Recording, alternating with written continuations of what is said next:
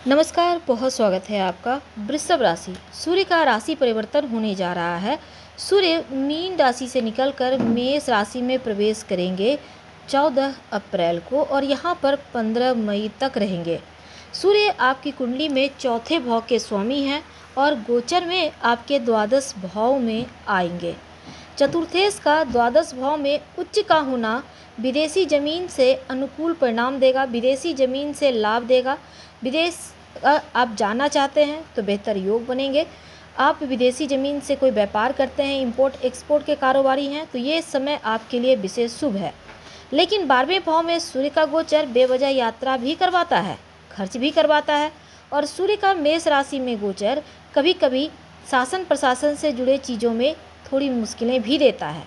इस पीरियड में पूरे 1 महीना अपने आँखों का, अपने पैरों का बहुत ख्याल रखें, क्योंकि थोड़ी तकलीफ़ें यहाँ पर दिख रही है। लापरवाही ना करें। ज़्यादातर मामलों में ये गोचर आपके लिए सावधानी से ही गुजारने के लिए है। हालांकि विदेशी मामलों में अगर हम छोड़ दें तो विदेशी ज़मीन से विशेष लाभ या विदेश में रह रहे हैं तो विशेष उपलब्धि मिल सकता है इस पीरियड में।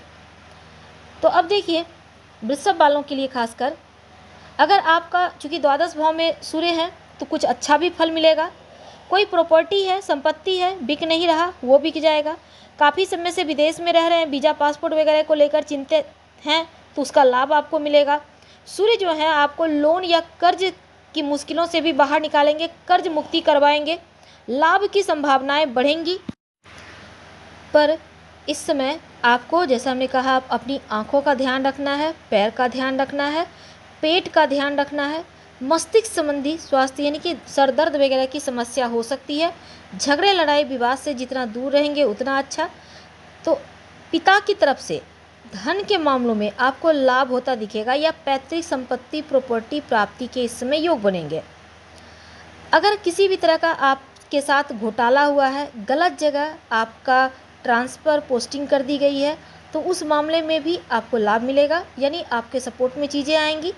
लाभ की संभावनाएं इस मामले में बढ़ेंगी। सूर्य अब संतान का कारक है, तो संतान संबंधी लाभ भी मिलेगा। परिवार के ही लोग जो आपको लूट रहे थे, अपना बोल बोल कर आपके अंदर कॉन्फिडेंस, हिम्मत जो ख़त्म कर दिए थे, अब उसका जवाब देने का ये वक्त परफेक्ट है। और वृषभ वालों, आपका लव लाइफ में भी सुधार होगा। लव मैरिज के योग बनेंगे इस 1 महीने में। जीवन साथी और आपके बीच सेपरेशन, मतभेदता, कानूनी अड़चन अगर थी तो उसमें भी सुधार होने की संभावना दिख रही है। लेकिन बेवजह का पैसा खर्च हो सकता है।